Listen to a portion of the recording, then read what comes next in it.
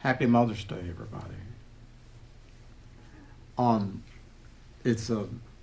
I said to Mark, so we were.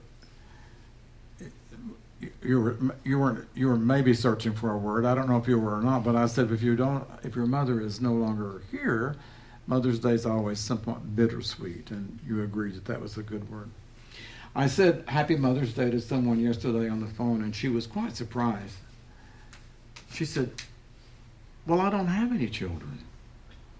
I said, "Oh, yes, you do." And she paused for a minute. I said, "We should wish everybody Happy Mother's Day," because I said everybody has something inside that needs to be tended to and nurtured. Really?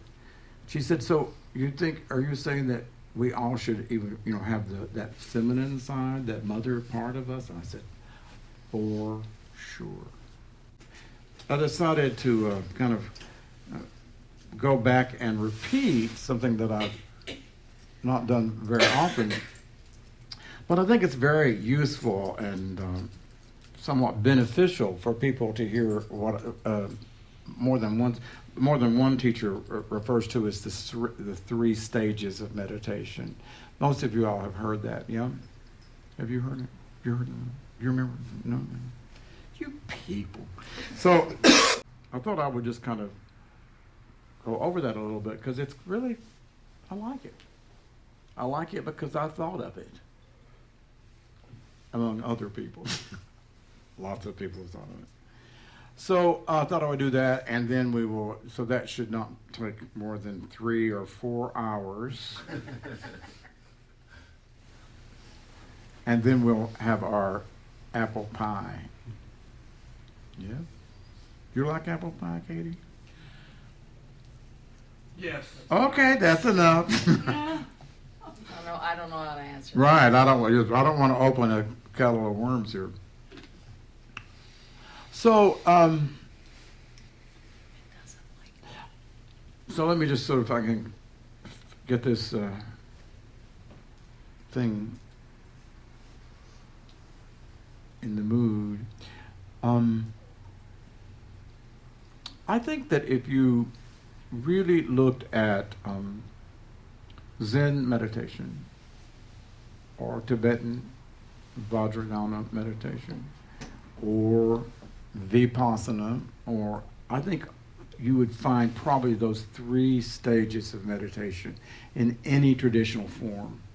And to understand that is somewhat helpful, I think. It's kind of like just, so okay. So and in a sense, you can kind of know where you are in your practice if you kind of just remember that.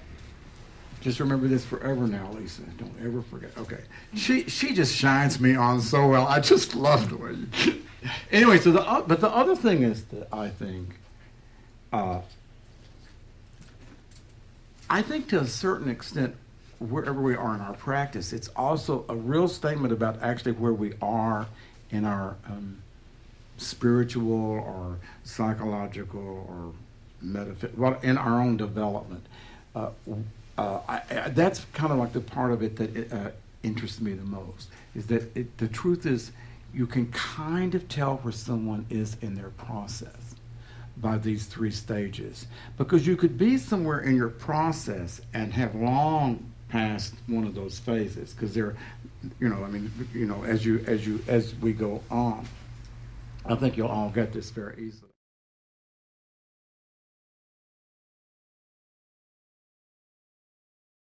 So the most typical stage of a meditation, any meditation practice, is it's teaching you to calm your mind. It's kind of a no-brainer, right? I mean, that's the first thing we're going to learn how to do, is to try to calm the mind, to slow this train down so that it's like it doesn't, right? So you've got a chance of jumping on at the station. So that's a no-brainer, isn't it? So I think, again, to those lovely people at the museum, I asked them, I said, so how many people would raise your hands and you said that your mind is a little bit overactive, right? So we all know that, don't we? That part of the condition of being human for so many people is to have a mind that is basically out of control. It's called a monkey mind, right? It's called a mind. It's just like, and so, or another way of putting it is that to some extent the mind continually thinks. It just doesn't stop thinking. It links up. You know, I said yesterday. You all heard me say that, but I used to play the piano in a hotel on Peachtree Street in Atlanta, Georgia. So I go to Whole Foods and I see a peach, and what do I think? Right? I see a peach, and then I immediately think, oh, Peachtree Street, and then before I know it, I'm playing the piano. Right? Playing the piano back in a bar like 40 years ago. Then I might even go from that to like someone came in and said something rude to me, so then I wanted to murder them or something. But I mean, you could just link up, you know, this. What does it mean you didn't like my music? Or you could just go on with that till the end of time. I mean, to some extent, that could be your whole day. But the truth is, any single thought that you have, any thought that I have, will link to the next. The nearest, you know, what it could be memory, it could be rhyme, you know, whatever it is, it will link up, and then you know, and then you're down the merry way. We're down the merry way, and that when we sit, everybody in this room had one thought that linked up with another one. I mean, come on, be real with me, right? And so it linked up and it linked up. So how many times did it link up, right? I mean, so it could have been like a whole. Shakespearean play, yes, or just a little short poem. So that's the human condition, and it's so the first phase of meditation is trying to work with that. Now you go to a Zen center, and one of the things that they will have you do, of course, is count your breath, 1 to 10. Inhale on the breath. Inhale in, exhale out, 1, 2. Or, you know, you can skip it, doesn't matter. You can inhale on the 1 and the 2. So, probably the most typical way, even beyond counting the breath, is to just focus on the breath at the belly, at the nostrils. As you focus on the breath, on the in and out of the breath, your mind, to some extent, may slow down. We hope it would. So that's the first stage of meditation, and I think it fits with every form that I've ever seen. Tibetan, Zen, yoga for sure. Meditation is about calming the mind. If you can't calm your mind, it's not that available, is it? I mean, how available is your mind? You know, try to teach a child in school if you can't settle them down. Did you ever see a kindergarten? Anybody? Did you ever try? You have, right? And so, you know, so there are all these methods, right, to try to get them interested or to slow them down, but that's all about calming the mind. It's really, that's just the first technique to deal with anything that is really somewhat out of control. And for sure, the fact that that there's a kindergarten, some of us who've taught in kindergarten, I'm utterly convinced that most of the kindergarten is there. It's between our ears. That's where the real kindergarten is. So teaching us to calm down. There. That's actually the first stage of meditation. It's Vipassana, it's Zen, it's Tibetan. So there are a lot of people that we know who are more or less frantic, or let's just say very, very restless minds, you know. They're not calm. So that would certainly equate with that first stage.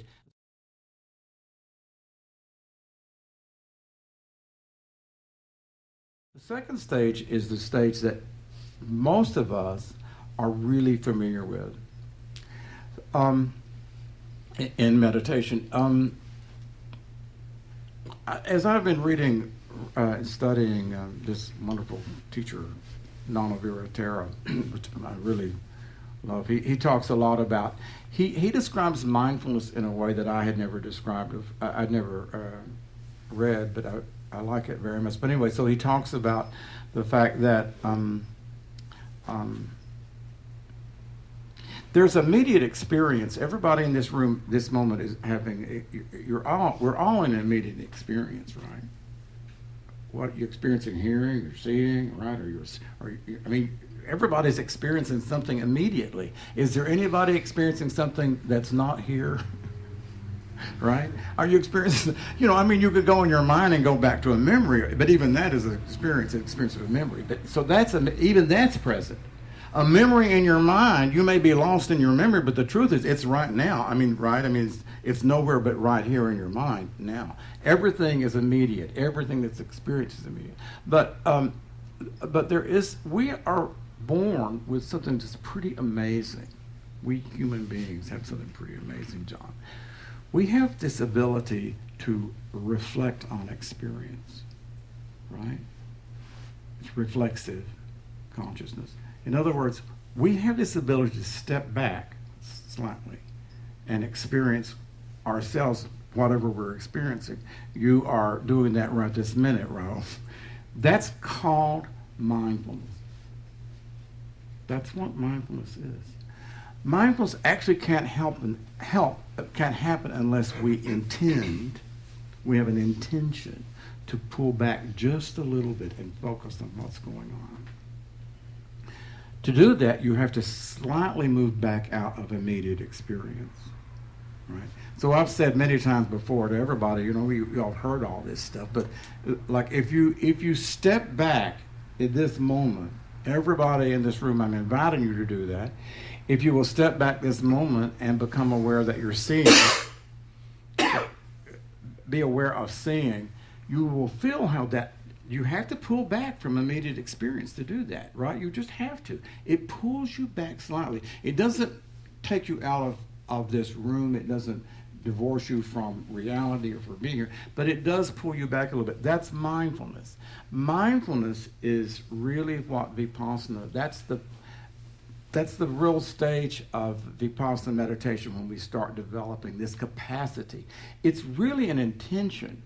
It's an intention to give energy to reflecting on our immediate experience. And it's a very big deal. So the other part of that is, in this, what we're calling the second stage of meditation, it implies that you have the ability to separate. As you all know, what I've used the word wedge. I came up with a wedge like many years ago. You have this ability to be experiencing something, but not totally lost in it, not totally merged in the experience. It's the reflexive part of consciousness. It's an amazing thing if you think about it. So in theory, a mother could be standing at the stove or standing in the living room or in an office if she happens to, if we have to be not have to be gender, whatever the word is, wherever she is, and her child could be coming in and berserk, just berserk. Wherever the mother might be, the child is being just a little, demon. And the immediate experience of that mother might really be, I'm going to kill that little Really, come on. I mean, this anger would come up in the mother or the father or you as a friend. If someone is just absolutely impossible and driving you crazy, right, and you're in the immediate experience of it, the immediate experience is, I would like to take a stick and beat the shit out of that person. Hello? I mean, come on, let's be real. That's called anger. The only thing that would stop you from doing that is the reflexive consciousness that steps back and says, ooh, right? The reflexive consciousness that steps back and experiences you in the experience. And also the child, too. I don't want to hurt that child. I don't want to kill her or him, right? And also, I don't want to be, this anger is not acceptable. So you see how, that's just huge. This capacity that we have to step back out of immediate experience, the immediate experience, is an extraordinary capacity of every single human being. And all forms of meditation are working with that on some level. certainly Vipassana is. Now, when we sit here and we practice, this noting, writing, right? I mean, what is that doing? That's trying to exercise this ability to step back from the experience, right? So if I am observing anything, if I'm observing this pain, and I have the ability to step back from it, that means I'm not merged. I am not pain. There is body pain and the observer of pain. I mean, they're not the same thing. That can certainly reduce to some extent your reactivity. And in fact, in terms of human beings over, 2,000, 3,000 years, the mindfulness reduces our reactivity. And working with that opens up, I think, like as I said, some of you are, I think probably maybe everybody in the room, in your life, I bet, who is mindful and who is not, don't you? I have a friend who I'm getting ready to meet, and I told her, I think she was born mindful. I mean, I swear I do. I mean, she's amazing. I mean, she's always been mindful. We were in high school together. We were in grade school together. We were in kindergarten together. And she now has lung cancer. And she's extraordinary. I mean, because there's some way that she's not lost in that fear, But the truth is, I swear I think it's genetic. It's not that she started, Vipassana at a late age. She was always somewhat mindful. I know, I think you all have friends who have some element of mindfulness, a kind of an ability to step back and not be immediately lost in experience. So it's not that you can only get mindfulness through meditation. That's, in other words, to some extent we all have this, we're all born with it in the first place. For some strange reason, some of us were born with a little bit more of a dose than other people. I don't think I was particularly born with a great deal of mindfulness. I know that that's true, by the way. But so I am the son of, my father was one time he was so outrageous in the first grade that his teacher, this was in a country school, and she made him leave the school, and he went outside and threw rocks in the window. Nice pedigree. That I am definitely his son.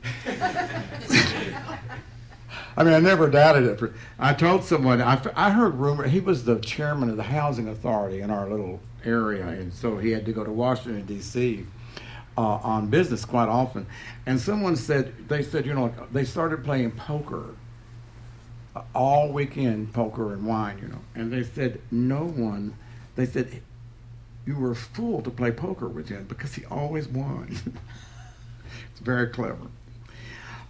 So he was very clever, but I don't think he was, again, like his son, not necessarily born with an enormous amount of mindfulness. A lot of the mindfulness that I have, or what little I have, has come through meditation, through Vipassana meditation. This practice, right, of stepping back and learning, you can do that, right? It's possible to step back from immediate experience and then reflect on it. And so it's quite an amazing thing to me.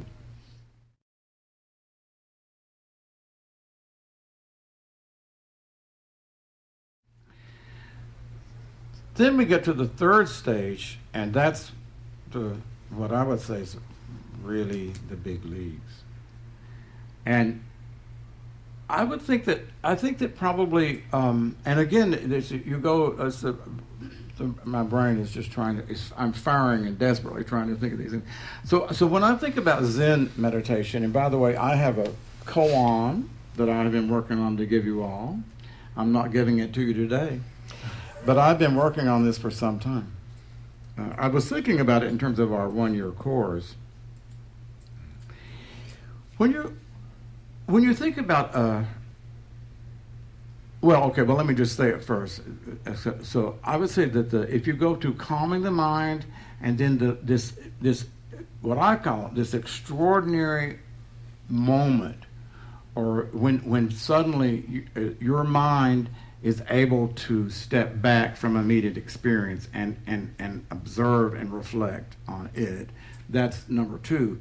Number 3, to me, is by far the most, again, I mean, it's like it's evolutionary, and so it shouldn't be easy, because in a certain way that second stage is not easy in the first place, but the third stage is when the mind has the ability to look at itself. That's an amazing thing. When the mind can first step back and look at immediate experience, right? That's a big deal. And by the way, looking at immediate experience, and stepping back and reflecting, that has, you could be reflecting on or aware of anger or tiredness or whatever you're feeling. But to look back, but whatever it means for the mind to look back at itself, I'm going to just give you an example in a minute. But that's the door to wisdom, or in Buddhism it's called prajna. And really interesting, if you go through the three trainings, sila and samadhi and prajna, it is the third level of training also, right? But so the third step of any phase of meditation is trying to assist each of us in developing insight, wisdom in the mind. And as I said, it's like, it's a big deal. So you think about these people sitting with their Zen teachers, Okay, so in theory, or a Tibetan teacher also, but particularly, with the development of koans, as Jokai was here and Ryota was here, and they've all been trained in that, right? They've all had to work in this for years and years. So you're working with a teacher and you're given a koan to solve, and by definition, a koan can't be solved. They make no sense. So that's just one form of a technique, and then there are other forms in terms of Tibetan Buddhism. But all of this third stage of meditation, or of any discipline or tradition, is designed to help your mind open to whatever you want to call it, intuitive wisdom, or the other way of saying it, and this is like what we've been talking about in our one-year course.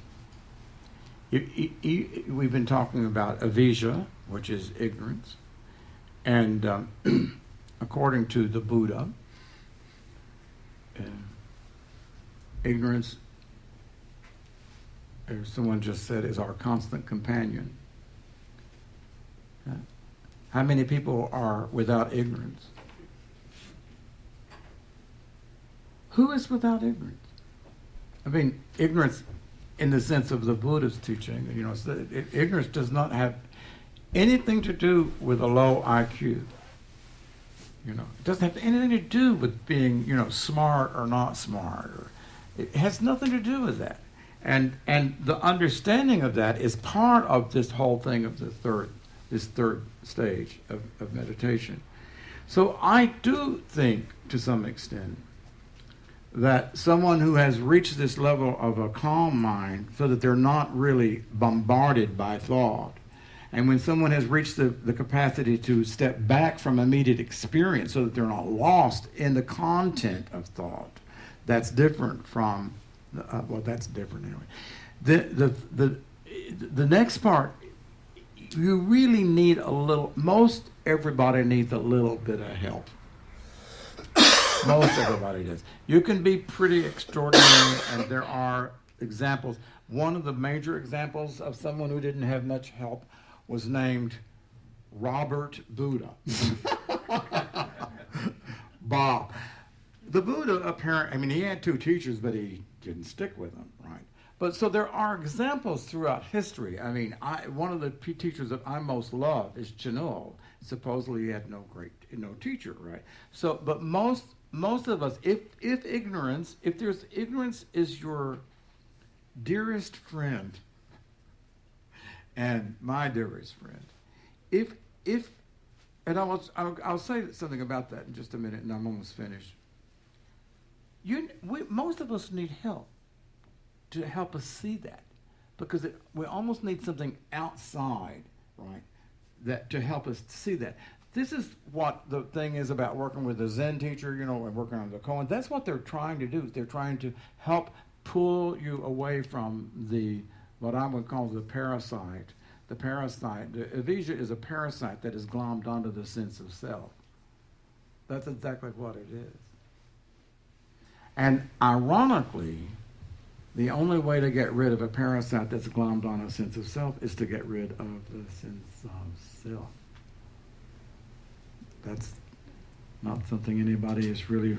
How many people are... Where's the line that forms with that, It's the only way.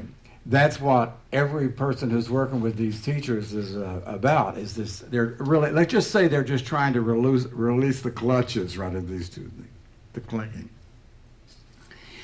It can be done in many different ways, but that is the third stage. The third stage is helping release us from delusion. The second, calming the mind, certainly has nothing to do with delusion, or even stepping back from immediate experience. But the third stage is, and it depends on really what the teaching is, what the tradition is, but it's helping you and me to pull back from delusion. A kind of dark cloud, what I call avijja. I said this in the course. I refer to it as dark intelligence. And as I said, also, if you remove the darkness from dark intelligence, you're just left with intelligence. That's all that's left. It's not a bad thing. And Allison asked me a question. So I do think that's the same thing as prajna. That's the same thing. If you take intelligence and you remove every impurity in it, right? Every distortion or cognitive distortion, what are you left with? Well, you're left with really basically what this whole practice is about, which would be pure seeing clearly, seeing without distorting, seeing what is. So that's the third stage of meditation, and it's like, I think it's really good. I like it a lot.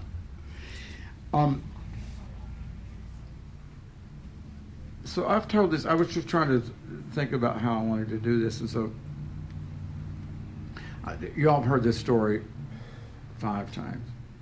I've told this story many times. So we were in Temecula at a 7-day retreat, and one morning, my job was to get up in the morning and open the door. Travis, you didn't have to do that back then. I had to open the doors.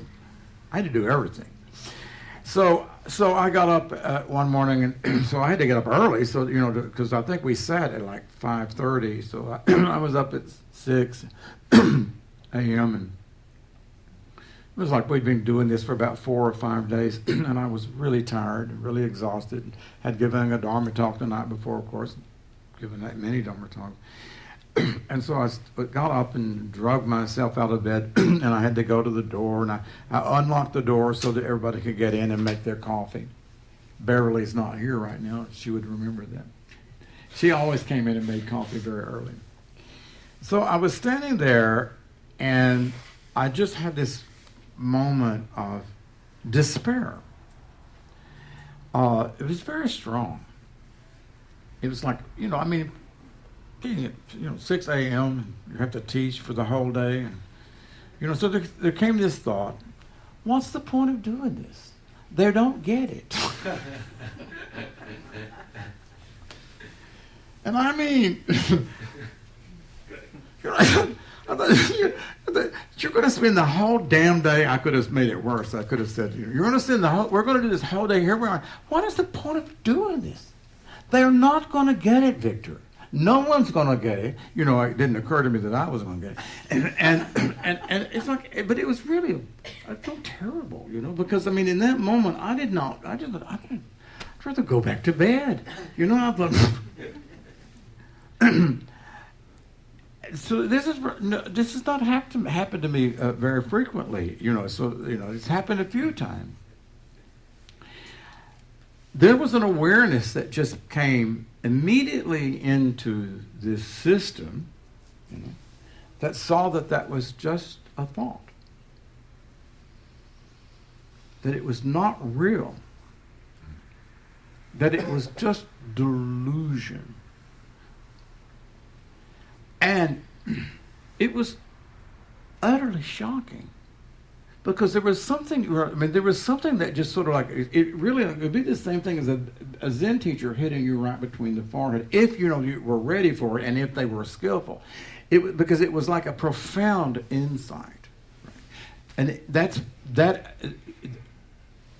to have that moment, and if you go back when we stepped, to that reflecting back, to have that moment of the mind turning on itself, and seeing the unreality of all of this junk, smart thoughts, brilliant thoughts, dumb thoughts, evil thoughts, good thoughts, kind thoughts, lustful thoughts. It doesn't matter. It's all nothing but a thought. There's nothing else. It's just a thought. To grasp that, you'll never be the same again. That's how profound it is. You can't be the same and see that. You can, you can get into an argument of how permanent that is, and I think that's a valid argument. You can have moments in slipping back and slipping back, but every time I've sat with persons in our Sangha, there's more than one person who has had that experience. I'm certainly not by any means the only person who's had a moment of stepping back and being stunned to see that this is just all illusion. I'm certainly not the first person. But that is the third stage of meditation. And I would like to say that I think it is the fruition of my practice, right? Of all the 30 to 40 years. I mean, it didn't just spring from Zeus's head. It comes from just years and years and years and years and years of practice. And I think, and I'll finish this by saying, I actually think that's what it means for the mind to turn back on itself. Somehow, in that moment when I was, rendering forth, what's the point of this? What is the point of doing this? Something inside the mind, it just flipped back and it looked at it. And it saw that there was nothing. There was no Victor. There was nothing. There was no me. As long as I was convinced that there was this body mind that was saying that. But it saw that there was nothing that was saying that. And so it vanished. It all vanished. And from that came our famous slogan, "It's your mind, stupid." That's where that slogan came. Because when I thought that, I thought, it's your mind, stupid. That's what it is. That's the third stage of meditation. And it's worth aspiring to. I would say that is the same thing as what people call waking up. That was an awakening moment. I don't claim that it has lasted forever. I make no claims about that. But that is a moment, one little moment of waking up. And as I have said to a number of people in our one-year course, the question, why am I sitting, is an extremely valid and important question. And my answer I have never had a moment of doubting that I sit to wake up. And if there's, what else is worth that? What else in our life is worth pouring our life into or giving our life over to other than that idea that it is actually possible to wake up, hence not suffer at all. So that's all. So that's the end. The end.